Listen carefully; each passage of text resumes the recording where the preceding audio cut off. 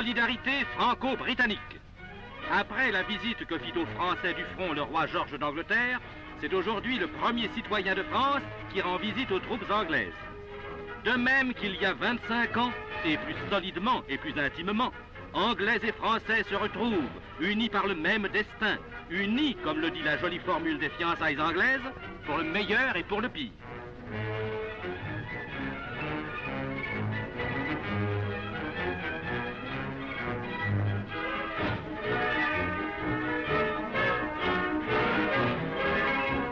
Nous sommes unis, signifie sa visite.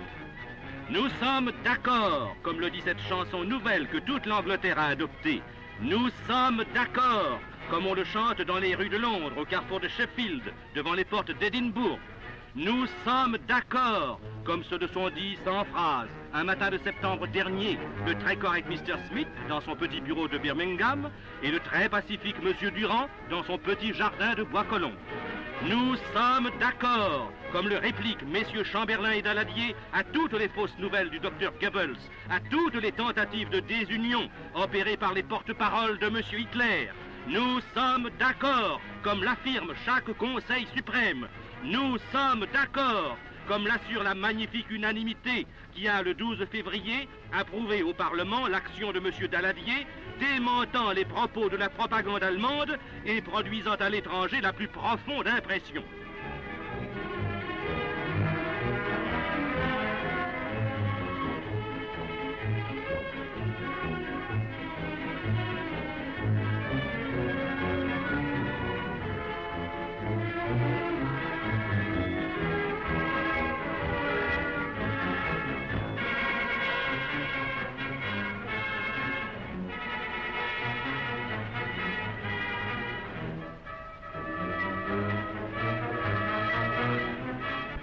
Nous sommes d'accord.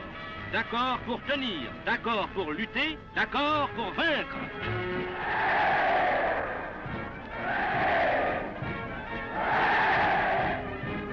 Et nous sommes d'accord aussi, Français et Britanniques, avec ces millions d'hommes qui vivent sous les plis de nos deux drapeaux tricolores.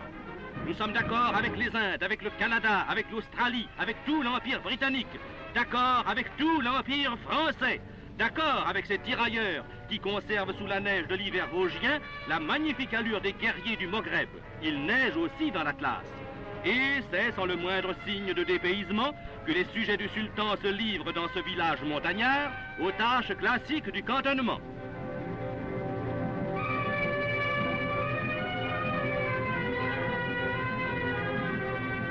Ils sont là, ces fils d'une race guerrière, dans ce décor hanté seulement à l'ordinaire de paysans et de bergers. Et ils sont là aussi chez eux. Ils savent que la France garde une considération égale pour tous les hommes dignes du nom d'hommes, qu'elle respecte toutes les croyances et toutes les religions, qu'elle n'asservit pas, mais qu'elle éduque. Et dans ce décor français, voici qu'on retrouve ces mêmes spectacles dont le pittoresque appartient à l'Afrique du Nord, le méchoui en plein air. Si, dans ce pays où la tourte est plat national, on mange aujourd'hui le méchoui, c'est le signe justement de cette union qui réunit sans différence chez nous ceux d'ici et ceux d'outre-mer.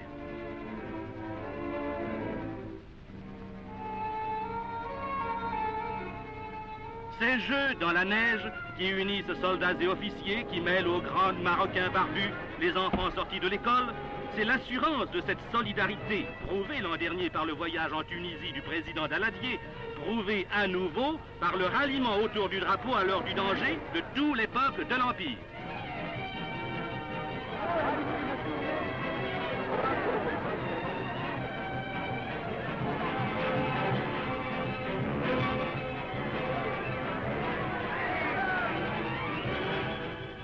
Un ordre, une sonnerie, et les joueurs de tout à l'heure, ceux qui s'amusaient avec les enfants d'un ballon et d'une luge, sont redevenus soudain des soldats, redevenus les guerriers qu'ils sont de tradition.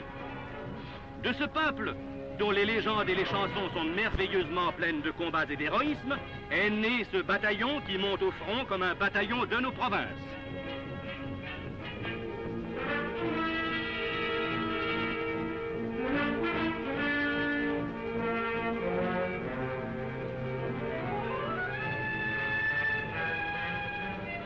À travers des paysages de neige, un train va les emporter vers cette terre boursouflée de blocos, coupée de tranchées, embroussaillée de barbelés, qui est le pays de la guerre. Et déjà le visage de la guerre apparaît.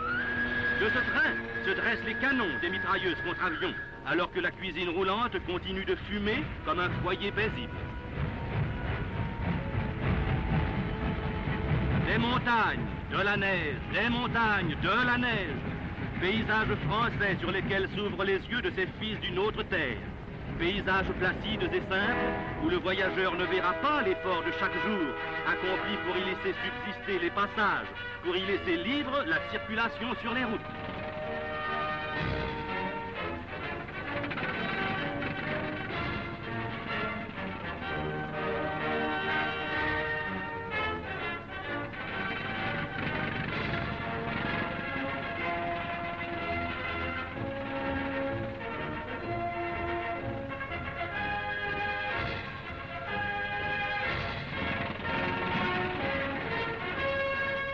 Les chutes de neige, ici, amènent des entassements de 10 à 20 mètres.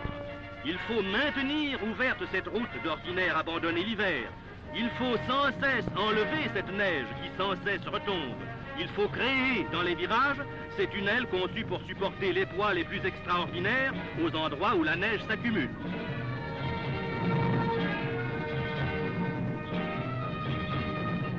Labeur inlassable qui se continue nuit et jour et qui est l'un des symboles de la ténacité de l'armée. À côté de ceux qui combattent, il y a ceux qui mènent ce labeur incessant, silencieux et sans gloire. Tenir une route nette et accessible tous les jours, c'est une œuvre qui semble manquer de grandeur. Non. Il y a dans ce geste répété, dans ce geste obstiné, une force courageuse où se retrouve la volonté française. La volonté qui vient à bout de la neige et de les éléments et qui vaincra. La route libre, c'est une victoire.